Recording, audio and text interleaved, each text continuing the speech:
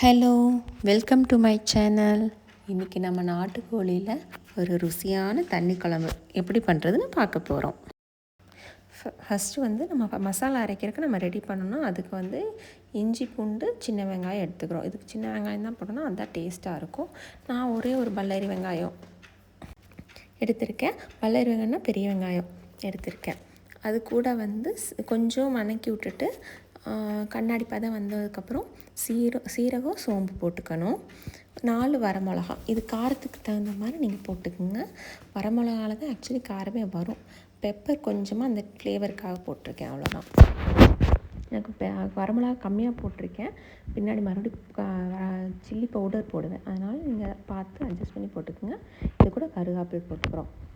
போட்டு கொஞ்சம் நல்லா வதக்கி விட்டுறணும்.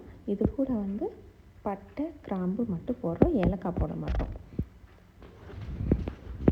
அவ்வளோதான் மசாலா அரைக்கிறதுக்கு இதுதான், இவ்வளோ தான் இது போட்டு நல்லா வதக்கி விட்டுறணும்.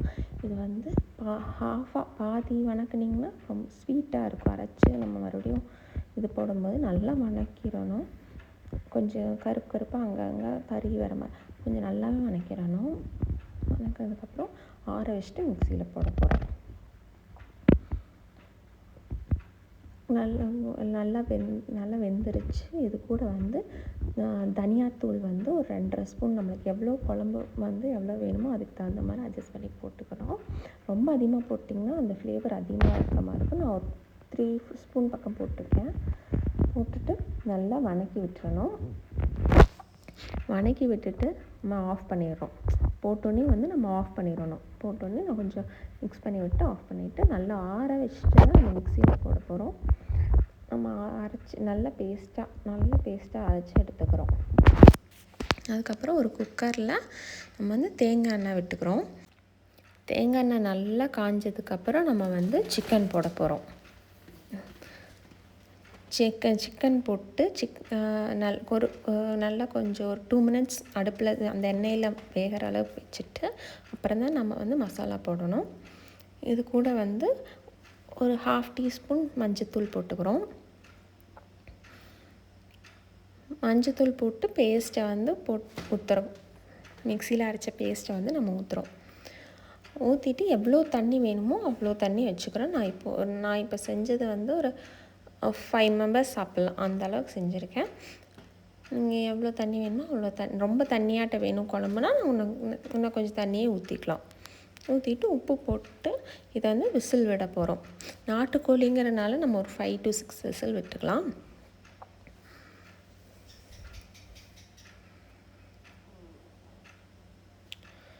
விசில் விட்டுட்டு 5 to 6 விசில் விட்டு தாளிச்சிட்டு இறக்கிறோம். அவ்வளோதான் அது வேலை.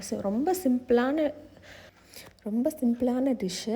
இப்போ எனக்கு சில்லி அவ்வளோ காரம் பத்தல. டேஸ்ட் பார்த்துக்குங்க. எனக்கு அவ்வளோ காரம் பத்தல, அதனால் நான் சில்லி பவுட்ரு மறுபடியும் போட்டேன். இது ஒரு ட்ரெடிஷன் மாதிரியே மார்னிங் இட்லியும் கறி குழம்பு வைக்கிறது, சிக்கன் தண்ணி குழம்பு வச்சு நான் சாப்பிட்றது ஒரு ட்ரெடிஷன் மாதிரியே இருக்கும். சூப்பராக இருக்கும், சரியான டேஸ்ட்டில் இருக்கும். ஒரு டைம் ட்ரை பண்ணி பாருங்கள். இப்போ விசில் ஆஃப் பண்ணிவிட்டு நம்ம இதுக்கு தாளித்து ஊற்ற போகிறோம். தாளித்து ஊற்றிட்டு கொஞ்சம் கெட்டி பண்ண போகிறோம். நம்மளுக்கு அவ்வளோ தண்ணியாட்ட வேண்டியது இல்லைன்னு சொல்லிட்டு நம்ம கொஞ்சம் கெட்டி அடுப்பில் வச்சு கொஞ்சம் சிம்மில் வச்சிட்டிங்கன்னா அது நல்லா சுண்டி வந்துடும். தாளிக்கிறதுக்கு தேங்காய் எண்ணெய், கடுகு பொரிஞ்சு வந்தோடனையும் சீரகம் கொஞ்சம் போட்டுக்குங்க. அது கூட ஒரு வரமிளகா காம்போடு போட்டிருக்கேன். அப்புறம் கருவேப்பிலை போட்டோன்னையும் அந்த ஸ்மெல்லு ஒன்று சூப்பரான ஒரு ஸ்மெல் வரும், தாளிக்கிற ஸ்மெல்லு. அப்படியே எடுத்து குழம்புல ஊற்றி கொஞ்சம் அடுப்பில் வச்சுட்டு கொஞ்சம் கெட்டி பண்ணும்போது நம்ம கொத்தமல்லி போட்டு இறக்குறது. அவ்வளோதான் இதோட ரொம்ப ரொம்ப சிம்பிளான டிஷ்ஷு.